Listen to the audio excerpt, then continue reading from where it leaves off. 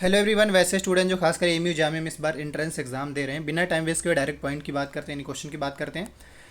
आपको पता ही कि ये क्वेश्चन जो पेपर है social awareness, general awareness, even current affair का भी पार्ट कुछ हद तक सेलेक्ट होंगे यहाँ पे। चलिए चलते हैं क्वेश्चन पे। करे who among the following develop the idea of oriental despotism. अब ये सवाल होता है डिपोटिज्म क्या होता है। डिपोटिज्म का बड़ा सिंपल मतलब है तानाशाही। इसके बारे में एक डिटेल बुक कह लीजिए या डिटेल आइडिया दिया गया था किनके द्वारा। करेक्ट आंसर जो है यहाँ पे एडवर्ड सेड के द्वारा। और ये बेसिकली इजराइल से हैं और ये यूएसए में जाकर रह रहे थे, उनके द्वारा ही ये आइडिया दिया गया था। बाकी अगर हम इसमें बात कर ले जैसे कार्ल मार्क्स के द्वारा, मॉन्टेस्क्यू, इनके इन सब के बारे में थोड़ा देख लीजिए। अगर हम कार्ल मार्क्स की बात करें तो ये जर्मन फिलोसफर थे, और मॉन्टेस्क्यू की बात करें तो ये फ्रांस से थे, और एंड्रयू गुंटूर करके बात करें तो ये भी जर्मन से थे, यानी जर्मनी से थे। इंपॉर्टेंट ये कि कार्ल मार्क्स के बारे में थोड़ा जानना जरूरी है, क्योंकि ये सोशलिज्म को फॉलो करते थे, सोशलिस्ट को, और ये अगेंस्ट थे, कैपिटलिज्म के खिलाफ थे, मार्क्सिज्म को फॉलो करते थे, या फॉलोवर थे ये कह सकते हैं। और अगर मॉन्टेस्क्यू की बात करें तो इनका एक बुक है द स्पिरिट ऑफ लॉ, ये इनके द्वारा ही लिखा गया है। बेसिकली आज के टाइम में जो इंडिया में लेजिस्लेटिव, एग्जीक्यूटिव और जुडिशरी को इक्वल वेटेज दिया गया, ये इनका भी कहने का सेम मतलब था कि किसी भी कंट्री में लेजिस्लेटिव, एग्जीक्यूटिव और जुडिशरी को इक्वल वेटेज दिया जाए, ये नहीं कि एग्जीक्यूटिव ज़्यादा लेजिस्लेटिव कम। इनका सजेशन था मॉन्टेस्क्यू का। अब आते हैं अगले क्वेश्चन पे। नेक्स्ट क्वेश्चन यहाँ पे कह रहा है कि दी ऑथर ऑफ किताबुल हिंद। आप जब तक आंसर करें तब तक हम थोड़ा ऑप्शन के बारे में बताते हैं। मोहम्मद बिन तुगलक के बारे में जानते होंगे, क्योंकि इब्न बतूता जो मोहम्मद बिन तुगलक के टाइम में आए थे। दूसरा, तुगलक डायनेस्टी का फाउंडर आपको बता देना है, अगर नहीं जानते हैं तो मैं आपको बताता हूँ। तुगलक डायनेस्टी का जो फाउंडर थे वो गयासुद्दीन तुगलक कह लीजिए, और उनके बेटे मोहम्मद बिन तुगलक हुए। इसके अलावा अब्दुल रज्जाक समरकंदी की बात करें तो ये 13 सेंचुरी में विजयनगर एम्पायर जो है उसमें आए थे। विजयनगर एम्पायर में ही उस टाइम संगम डायनेस्टी था, और उसी संगम डायनेस्टी के देवराय सेकंड, जो संगम डायनेस्टी में देवराय सेकंड रूलर थे, उनके पास ये गए थे। ठीक, क्वेश्चन के हिसाब से जो करेक्ट आंसर होगा दैट इज थर्ड होगा, अल्बेरुनी। अब आते हैं नेक्स्ट क्वेश्चन पे। अगला क्वेश्चन यहाँ पे कह रहा है कि यहाँ पे नेक्स्ट क्वेश्चन कह रहा है हुआ अमंग द, अच्छा इसमें एक क्वेश्चन और छूट गया है। एक क्वेश्चन ये छूट गया है यहाँ पे। इब्न बतूता ने अब एक बुक लिखा था, उस बुक का आपको कमेंट करना है। नेक्स्ट क्वेश्चन पे आते हैं। अगला क्वेश्चन यहाँ पे कह रहे हैं who among the following was not a teacher of Chishti सिलसिला। मतलब इनमें से कौन जो है वो टीचर्स नहीं थे चिश्ती सिलसिला को लेकर। तो बड़ा सिंपल है, तो ऐसे ही ऑप्शन से ही आपको दिख रहा है, ये 3 एसोसिएटेड हैं, लेकिन ये देखा है तो नहीं, ये मोहम्मद बिन कासिम, मतलब कुछ नाम छूट रहा है। वैसे ही 712 AD में इंडिया में आकर अटैक किए थे, और इनका कुछ नहीं, सिर्फ अटैक से रिश्ता था, ज़्यादा कुछ नहीं। कुछ दिन तक रूल भी किए थे, लेकिन इनका इससे यानी कि चिश्ती सिलसिला से कोई रिश्ता नहीं था। और वैसे भी अगर चिश्ती सिलसिला की बात करें तो अराउंड जो है वो कुतुबुद्दीन ऐबक के टाइम से स्टार्ट होता है। कुतुबुद्दीन ऐबक के टाइम से स्टार्ट होता है। तो और कुतुबुद्दीन ऐबक की टाइम की बात करें तो 1206 था, और अगर इसकी टाइम की बात करें तो 712 AD है। चलिए अब आते हैं नेक्स्ट क्वेश्चन पे, यानी कि अगर हम थर्ड की बात करें तो करेक्ट आंसर डी होगा। नेक्स्ट क्वेश्चन की बात करें यहाँ पे तो ये करंट अफेयर का पार्ट हो जाता है। आत्मनिर्भर भारत अभियान, यहाँ पे कुछ वर्ड का मिस्टेक है लेकिन आप करेक्ट पढ़ें। ये जो अभियान था वो उसका मेन फोकस क्या था आत्मनिर्भर अभियान को लेकर। तो इसका जो करेक्ट आंसर होगा, बिना कुछ पढ़े हुए डायरेक्ट आंसर ये मारिए, 20 lakh crore economic package to aid India get out of the corona virus. अब आते हैं क्वेश्चन नंबर 5 पे। अगला क्वेश्चन यहाँ पे कह रहा है कि who among the following describe democracy the tyranny of majority. मतलब बेसिकली अगर डेमोक्रेसी की बात करें तो मेजोरिटी अगर है तो मतलब ओवरऑल देखा जाए तो मेजोरिटी ही डिसाइड करता है डेमोक्रेसी को लेकर कि किसकी सरकार होंगी नहीं होंगी। तो इसके जो करेक्ट आंसर होंगे क्वेश्चन नंबर 5 का, that is B, Alexis de Tocqueville. इसके अलावा एक इंपॉर्टेंट यहाँ पे जाने माने पर्सन है जेम्स मेडिसन। ये बेसिकली इनको फादर ऑफ कॉन्स्टिट्यूशन के कहा जाता है, ये जो कि ये यूएसए थे, और फोर्थ यूएसए का जो प्रेसिडेंट है उनसे इनका करीबी रिश्ता था, मतलब इनके रिलेटिव थे जो फोर्थ आपके प्रेसिडेंट थे यूएसए का। अब आते हैं नेक्स्ट क्वेश्चन पे। अगला क्वेश्चन कह रहे हैं यहाँ पे digital India program is about. Digital India जो था वो किस चीज़ को लेकर प्रोग्राम है। बेसिकली ये जो प्रोग्राम था, ये program to transform India into digital empowered society and knowledge economy. बाकी तो आप ऑप्शन से ही देख सकते हैं, फ्री लोन का ऐसा कोई सीन था नहीं। अब आते हैं नेक्स्ट क्वेश्चन पे। अगला क्वेश्चन यहाँ पे कह रहा है कि who among the following introduce the permanent settlement. ये बहुत इंपॉर्टेंट है, जैसे इजारदारी सेटलमेंट हो गया, परमानेंट सेटलमेंट हो गया, इस टाइप से क्वेश्चन पूछता ही है। तो इसका जो करेक्ट आंसर होगा यहाँ पे दैट इज लॉर्ड वेलेस्ली। और एक क्वेश्चन और, ये आपके कॉर्नवालिस के बारे में पूछा जाता है। लॉर्ड कॉर्नवालिस के बारे में एक क्वेश्चन, और दूसरा डलहौजी के बारे में। ये देखिएगा मैं आपको आंसर करता हूँ। सॉरी, मैंने आपको आंसर जो बताया वो गलत बताया था। ये permanent settlement basically Lord Cornwallis को क्रेडिट जाता है। लॉर्ड कॉर्नवालिस को परमानेंट सेटलमेंट का क्रेडिट जाता है, जो कि आपको 1793 के आसपास में ये लॉन्च होता है।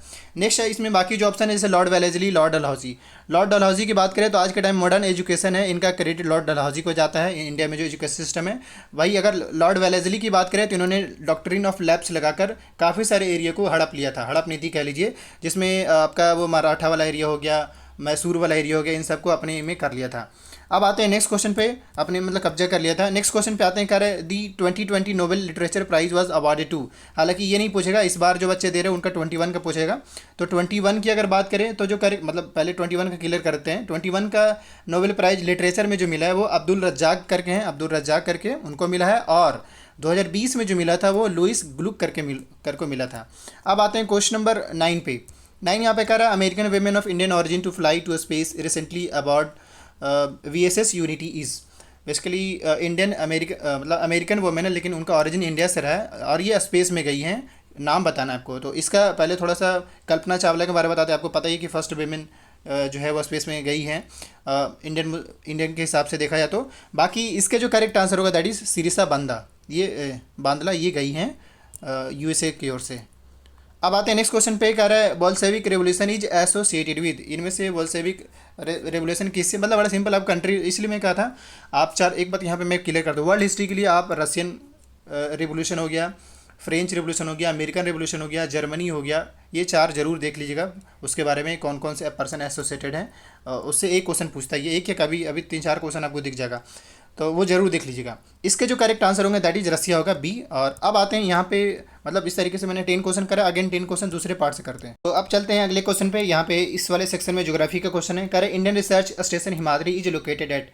यानी कि हिमाद्री में इंडिया का अपना एक रिसर्च स्टेशन है जो कि ये हिमाद्री के नाम से है और ये है कहाँ पे वो आपको बताना है। तो बेसिकली इसका जो करेक्ट आंसर होगा दैट इज़ आर्कटिक रीजन में है। अब आपको थोड़ा सा ज्योग्राफी का अच्छा सा आइडिया लेना पड़ेगा तब समझ में आएगा। ज्योग्राफी जो है आज के टाइम में जो नॉर्वे जो कंट्री है वहाँ से उसके रीजन में पड़ जाता है, ये आर्कटिक रीजन है वो नॉर्वे के रीजन में पड़ते हैं। और 1200 किलोमीटर पड़ते हैं डिस्टेंस कहाँ से, नॉर्थ पोल से। तो मतलब सिंपली इस तरीके से होगा, नॉर्थ पोल ऊपर, नीचे साउथ पोल हो गया। तो मान के चलिए कि ये जो आपका इंडियन रिसर्च स्टेशन होगा वो इसके आसपास में होगा। और आपको पता ही कि इंडिया जो है वो नॉर्दर्न हेमिस्फीयर में है, तो इनके अगर पोल भी होंगे तो उससे और एबव में होंगे। मतलब मान लीजिए इंडिया सेक्शन में इस एरिया में, तो नॉर्दर्न पोल जो और एबव में ऊपर में होगा टॉप में।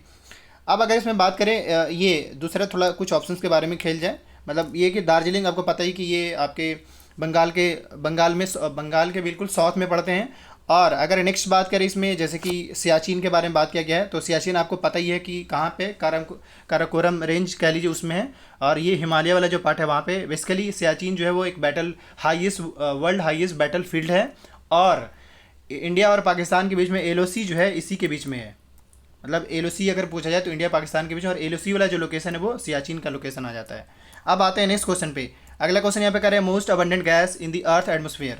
मतलब सबसे ज़्यादा आपको अर्थ में गैस के बारे में पूछा जा रहा है, अबंडेंट गैस।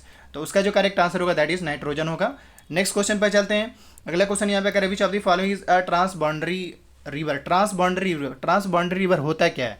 इसमें होता है यानी कि कोई ऐसा रिवर जो 2 या 3 से ज़्यादा पॉलिटिकल एरिया को कवर करके जाए या फ्लो करे, उसको हम ट्रांसबाउंड्री रिवर कहते हैं। 2 या 3, जैसे मान ली कि अब कोई ऐसा रिवर जो बिहार से निकले और इस तरीके से वो यूपी जाए, देन दिल्ली चला जाए, देन इस तरीके से आगे चला जाए, तो उस टाइप के रिवर क्या बोलते हैं? ट्रांसबाउंड्री रिवर बोलते हैं। तो उस हिसाब से अगर देखा जाए तो इनमें जो करेक्ट आंसर होंगे दैट इज़ ब्रह्मपुत्रा होगा। ब्रह्मपुत्रा की बात करें तो ये तिब्बत से निकलते हैं, देन इसके बाद चाइना, एंड देन इसके बाद फिर इंडिया में अरुणाचल प्रदेश में, एंड देन उसके बाद फिर से रिटर्न आकर के ये आपके बांग्लादेश में एंट्री मिलता है इनको। तो इस तरीके से इनका मतलब 2-3 स्टेट से ज़्यादा ही इनका मूवमेंट होता है, इसलिए ब्रह्मपुत्रा को हम क्या बोलते हैं? ट्रांसबाउंड्री रिवर बोलते हैं। नेक्स्ट क्वेश्चन पे आते हैं। अगला क्वेश्चन यहाँ पे कर रहे हैं Kanchenjunga is situated in. Kanchenjunga कहाँ सिचुएटेड है? बेसिकली ये हिमालय का ही पार्ट है, मतलब हिमालय के एरिया में है, और ये बेसिकली सिक्किम एंड नेपाल वाले एरिया में पाए जाते हैं। बाकी नेक्स्ट अगर हम अगले क्वेश्चन की बात करें तो कह रहा है list populated state. Next question कर रहा है लिस्ट पॉपुलेटेड स्टेट, तो इसमें करेक्ट आंसर होगा दैट इज सिक्किम। और मोस्ट पॉपुलेटेड स्टेट आपको बताना है कमेंट करके। नेक्स्ट क्वेश्चन पे आते हैं।